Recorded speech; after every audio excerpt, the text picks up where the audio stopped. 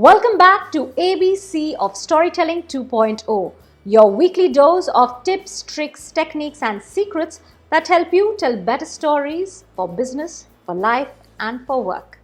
My name is Rituparna Ghosh, and every week I share a letter from the alphabet and along with it some tips and tricks and techniques that help you apply those to tell better stories. This is a social learning experiment that I am conducting, and I welcome you to join this experiment as a learner as well as a teacher. ABC of Storytelling 2.0 are free resources. They are available on your story bag across all our channels, and they will always be free. We have also started our boot camps. Our boot camps are close network of story practitioners who come together to learn how to apply the ABCs, and they walk out with a story that they will tell to the world.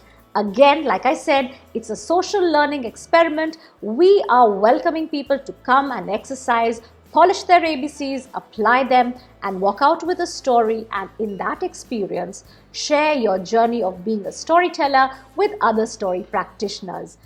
Follow Your Story Bag on social media to stay updated about the next boot camp, and also remember to join our Telegram community. The link is in the post below. This week we have some F's for you, so let's get started.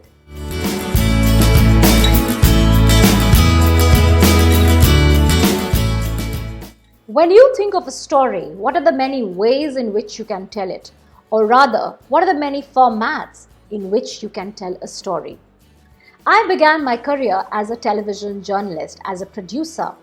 And for me, storytelling at that point of time was all about the power of visuals, the words, the interviews, and how they came together to tell a story.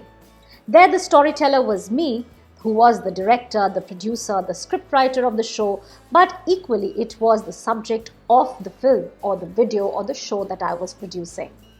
Over the years after television, I worked with clients and customers, helping them tell their stories through the narrative word.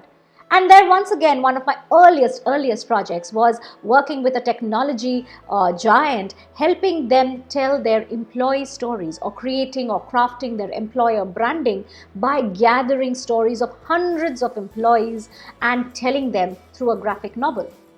Today at Your Story Bag, we tell stories in multiple formats, whether it is orally, through the written word, through videos, through photographs, through social media posts, through marketing the collaterals, through hand-drawn illustrations, through talk shows, through events, through live events.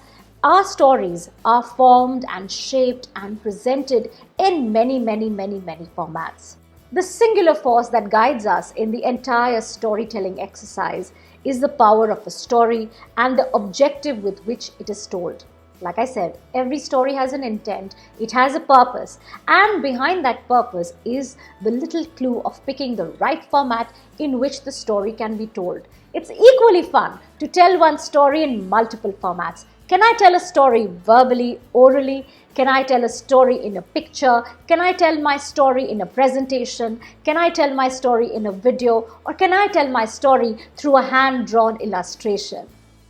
Now the question is, how many formats can you tell a story in? Can you tell the same story in multiple formats? Well, if your answer is yes, I would love you to share your stories told in multiple formats. Go and share it in the Telegram group or use our prompts next week to trigger some stories and share them with the world.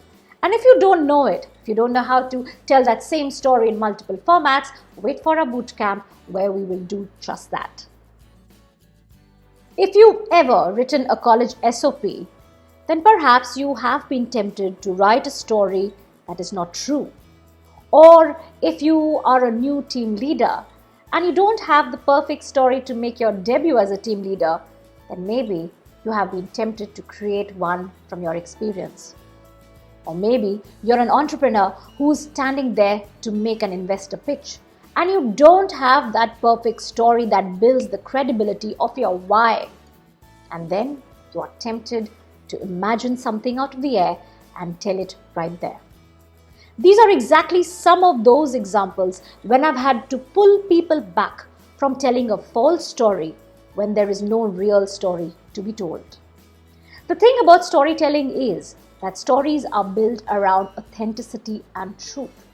And in situations where you have to tell a story to build a relationship, to establish your credibility, your aptitude, your experience, or your motivation, if you tend to rely on a false story, then it is not the safe way to go.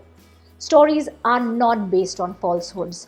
And in the absence of a real story or of a story which has been lived, which can really establish your credibility, your authenticity, your experience, or anything else that you want to really convey, if you tend to rely on a false story, all of which that you were trying to aim at will completely collapse and crumble. I have seen careers break down. I have seen students struggle in a university. I have also seen people and organizations failing to make investor pitches when they do not have the right story to tell, or they rely on a story which is not completely true. What do you do when you don't have a story worth telling? Well, my tip to you would be just don't tell one, or tell them that I don't have a story. It's all right to not have a story than to create one which is false, which is not true, and which is fabricating the truth just for influence. Remember some time back I told you D for dynamic, where I told you that a story should never be fixated or be so rigid that it cannot be told in many different ways. This tip, F for feedback, is a natural follow-up of that. Feedback is all about telling yourself how did you tell that story, whether it worked, whether it didn't work, what did your listeners respond with, how did they behave, did they ask any questions, did they give you a feedback? All your feedback is very, very important. If you were to grow as a storyteller, remember to give yourself periodic feedback after every story that you tell or stories that you have told over a period of time. Feedback is your own process, your own mechanism to get better at the art of storytelling. If you were to ask me, ABC of Storytelling 2.0 and building it like a social learning experiment is my attempt to help you with feedback, constructive feedback that helps you polish every story that you tell. In our Telegram group, I hope to have conversations with all story practitioners who want to bring their stories and take feedback about working on themselves, working on the story, the way it has been told, the way it has been presented for a listener, and the objective with which they are telling that story. Every story, no matter which story you tell, can give you feedback from your listeners who help you tell better stories every time you tell it. So use ABC of Storytelling 2.0 to give yourself singular feedback. Join the community to bring feedback from others. Remind yourself that this is how I can use stories. This is how I can grow my influence as a storyteller in whichever capacity that I am. Whether I'm a business manager, whether I'm a leader, whether I'm an entrepreneur, a trainer, a consultant, no matter who you are, no matter where and how you use stories, if you work on your story bit by bit within the ABC framework, I'm sure you will get enough feedback to grow as a storyteller. So go ahead and indulge in the experience and learn to give and take feedback that helps you grow as a storyteller.